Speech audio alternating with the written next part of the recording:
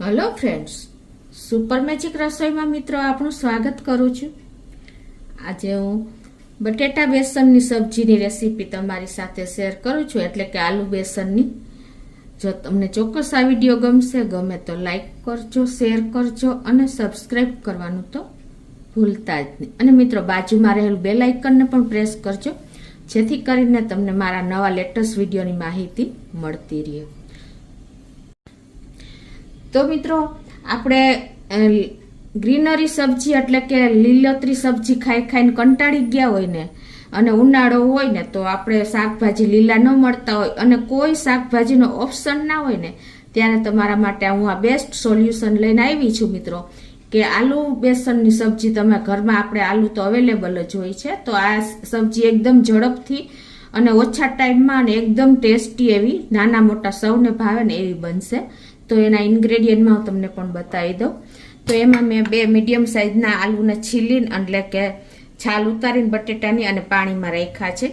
1 medium સાઇઝનો કાંદો લીધો છે, 1 medium સાઇઝનું ટમેટું લીધું છે, 2 ટેબલ સ્પૂન બેસન લીધું છે, 1 ટીસ્પૂન આપણે ધાણાના ક્રશ કરી લીધા છે આખા ભાગા, 2 ટેબલ સ્પૂન આપણે દહીં લીધું છે, 2 સૂકા લાલ મરચાં લીધા છે, ધાણા ભાજી છે અને 5 થી 6 કળી લસણ છે। રૂટીન મસાલામાં આપણે લાલ મરચું, હળદર, ધાણા જીરું અને આખું જીરું, રાઈ અને હિંગ અને તેલ અને પાણી અને મીઠું, આટલા ઇન્ગ્રેડિયન્ટ લેશું। તો બનાવવાનું ચાલુ કરીએ।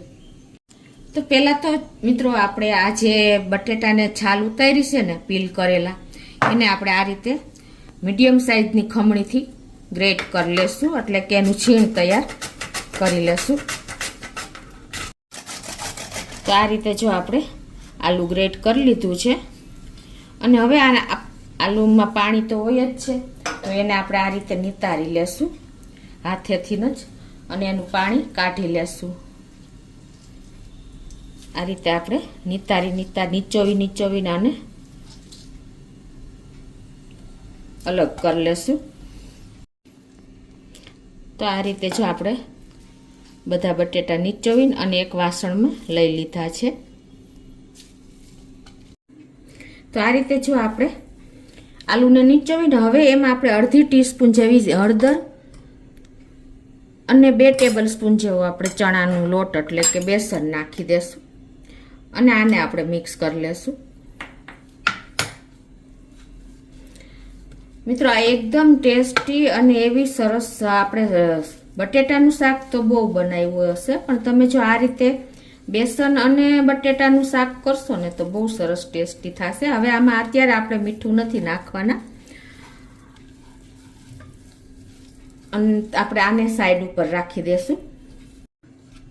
તો હવે આપણે મસાલાની તૈયારી કરીએ। તો એમાં આપણે જો એક મેં મીડિયમ સાઇઝનું ટમેટું લીધું છે, અને આ એક કાંદો છે, એના પણ પીસ કરીને આપણે આમાં નાખી દઈશું।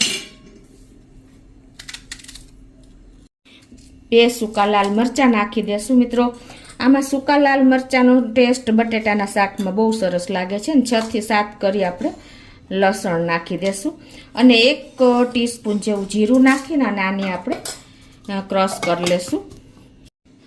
તો આ રીતે જો આપણે ક્રશ કરી લીધું છે, અને હવે આપણે ગેસ ઓન કરીને અને એક પેનમાં 3 ટેબલ સ્પૂન જેવું તેલ મૂકી દેશું, તેલને ગરમ થવા દેશું। તો હવે આપણું તેલ ગરમ થઈ ગયું છે, ત્યાં અડધી ટીસ્પૂન જેવી રાઈ નાખશું, અને 1 ચમચી જેવા આપણે આખા ધાણાને જે અધકચરા ક્રશ કર્યા છે એ નાખી દેશું, અને એને આપણે કૂક કરશું, 1 મિનિટ જેવા હલાવશું।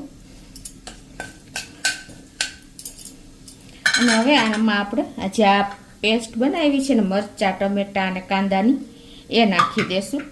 આ રીતે એને એકદમ સરસ તેલમાં સાંતળી લેશું। પહેલાં ગેસની ફ્લેમ આપણે અત્યારે સ્લો ટુ મીડિયમ જ રાખી છે, અને હવે આમાં આપણે આ પેસ્ટ નાખીને અને એને પણ કૂક કરી લેશું।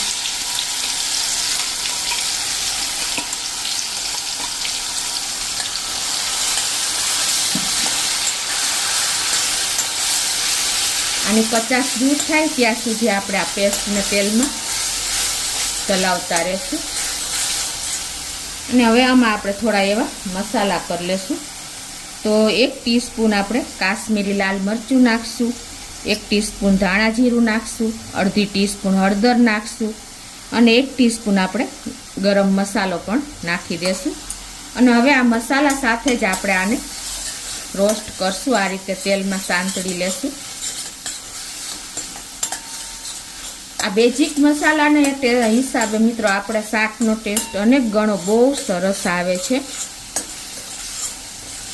આ રીતે આપણે જો કિનારી ઉપર તેલ છૂટું પડી જાય ને ત્યાં સુધી આપણે આને કૂક કરવાનું છે, એટલે આપણા ટમેટા અને કાંદા સરસ કૂક થઈ જાય.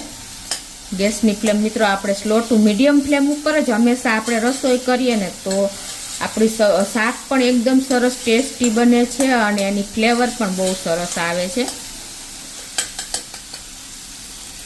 હવે આમાં આપણે 2 ટેબલ સ્પૂન જેવું દહીં નાખી દેશું. કોઈ પણ શાકમાં મિત્રો આપણે બેસન અને દહીંનું મિક્સિંગ થાય છે ને એટલે અનેક ગણો ટેસ્ટ, લુક બધું વધી જાય છે. તો આ રીતે આપણે એને દહીં મિત્રો તમે હંમેશા થોડીક મીડિયમ ફ્લેમ ઉપર મિક્સ કરશો ને તો ક્યારેય તમારું દહીં ફાટશે નહીં. તો હંમેશા હું તમને રસોઈમાં નાની નાની ટિપ્સ સાથે જ રસોઈ શેર કરું છું મિત્રો. તો લેડીઝ લોકો છે, બિગનર્સ છે, જેને ખ્યાલ નથી હોતો એના માટે બેસ્ટ આ ટિપ્સ ઉપયોગી થશે મિત્રો.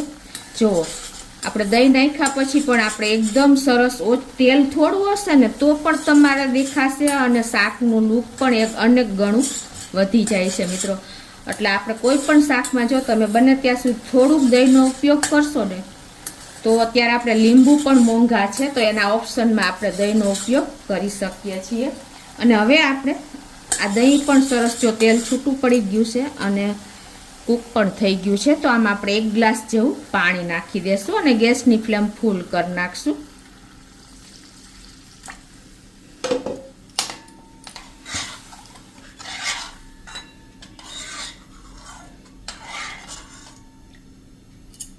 અને હવે આમાં આપણે ટેસ્ટ એકોર્ડિંગ 1 ટીસ્પૂન જેવું મીઠું નાખી દેશું.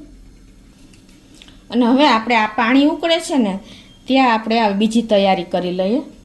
હવે આપણે આની આ જે ગ્રેટ કરેલું આલુ બટેટું અને આપણે બેસન નાખ્યું છે ને એમાં આપણે અડધી ટીસ્પૂન જેવું મીઠું નાખી દેશું ટેસ્ટ એકોર્ડિંગ. અને હવે આની આપણે ટીકી વાળી લેશું. આ રીતે મિક્સ કરી લેશું. જો આપણે પહેલાં મીઠું નાખ્યું હોત ને તો આમાં પાણી છૂટે, એટલે હવે આપણે જ્યારે ટીકી વાળવાની છે ને ત્યારે જ મીઠું એડ કરવાનું છે. આ રીતે મિક્સ કરી લેશું અને આની આપણે નાની નાની ટીકી વાળી લેશું.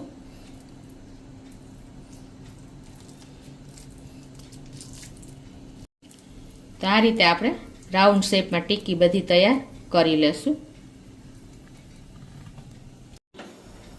તો આ બાજુ જો આપણે પાણી પણ ઉકળી ગયું છે. હવે એમાં તમારે કાંઈ પણ ચાયણી છે કે આવી રીતે દૂધની જારી છે એ મૂકી દેવાની છે આ રીતે. અને એની ઉપર આપણે આ જે ટીકી બનાવી છે ને એ આ રીતે કૂક કરવા સ્ટીમ ઉપર મૂકી દેશું. એટલે આપણે પાણી પણ મીડિયમ ફ્લેમ ઉપર ઉકળતું જશે અને આપણી ટીકી પણ સરસ સાથે સાથે કૂક થતી જશે. તો આ રીતે તમે ઇઝીલી ઓછા ટાઈમમાં સબ્જી તૈયાર કરી શકો છો મિત્રો. કોઈ ટાઈમ જ નહીં લાગે. આ રીતે આપણે બધી ટીકી ગોઠવી દેશું. અને મિત્રો તમારે સાંજના ઓપ્શનમાં કાંઈ પણ શાક ન હોય ને ત્યારે તમે આ શાક ઇઝીલી બનાવી શકો છો. થોડા થોડા ડિસ્ટન્સે રાખશું એટલે શું થશે. અને મેં આ જારીને ઓઇલ કરી લીધી હતી એટલે તમારે ટીકી પણ સ્ટીક નહીં થાય. અને હવે આને આપણે ઢાંકી દેશું અને 5 મિનિટ સુધી કૂક થવા દેશું. તો 5 મિનિટ જેવું થયું છે અને જો આપણી આ આલુ બેસનની ટીકી પણ કૂક જ થઈ ગઈ છે. જો આપણે આંગળી ટચ કરી છે તો કાંઈ પ્રોબ્લેમ નથી આવતો. હવે એને આપણે લઈ લેશું આ રીતે પ્લેટમાં. આપણે જો ઓઇલવાળી પ્લેટ ગ્રીલ કરી હતી એટલે સ્ટીક પણ નથી થઈ. તો આ રીતે આપણે બધી ટીકી લઈ લેશું. તો આપણી જો આ ટીકી પણ કાઢી લીધી છે આલુ બેસનની. અને આ બાજુ આપણે પાણી પણ સરસ બોઇલ જ થયું છે. તમારે આ સ્ટેજે જો પાણીની જરૂર હોય ને તો તમારે અડધો કપ કે 1/4 કપ જેટલા પાણી નાખી દેવાનું, કેમ કે હજી આપણે આમાં ટીકી એડ કરીને અને કૂક કરવાની છે 5 મિનિટ. તો અત્યારે હવે હું આ બધી ટીકી આમાં એડ કરી દઉં છું. અને હવે આપણે જો આ એડ કર્યા પછી આને 5 મિનિટ ઢાંકીને અને થાવા દેશું. તો મિત્રો 5 મિનિટ થઈ ગઈ છે અને જો આપણી ટીકી એકદમ સરસ કૂક થઈ ગઈ હશે, કેમ કે આપણે 5 મિનિટ સુધી એને બોઇલ કરી છે. જો શાકનું લુક જો અને ટેસ્ટમાં તો વાત જ ન પૂછો ને, એટલી સરસ અત્યારે સ્મેલ આવી રહી છે મિત્રો. તો આ રીતે આપણે 5 મિનિટ કૂક કર્યા પછી હવે ગેસ બંધ કરી દઈશું અને હવે આપણે આ શાકને સર્વ કરી લેશું.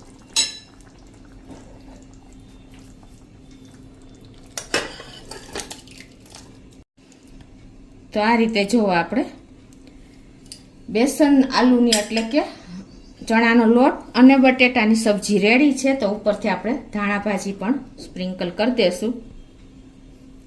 છે ને મિત્રો એકદમ ટેસ્ટી સબ્જી. તમારે શાકનું કોઈ પણ ઓપ્શન ન હોય ને ત્યારે તમે આ શાક ઘરમાં અવેલેબલ હોય જ છે, તો તમે બનાવી શકો છો. અને કોઈ પણ મહેમાન ખાશે ને તો પણ પૂછતા રહી જશે કે આ કેવી રીતે બનાવ્યું. મિત્રો ચોક્કસ તમને મારો વિડીયો ગમે તો લાઈક કરજો, શેર કરજો અને સબસ્ક્રાઈબ કરવાનું તો ભૂલતા જ નહીં.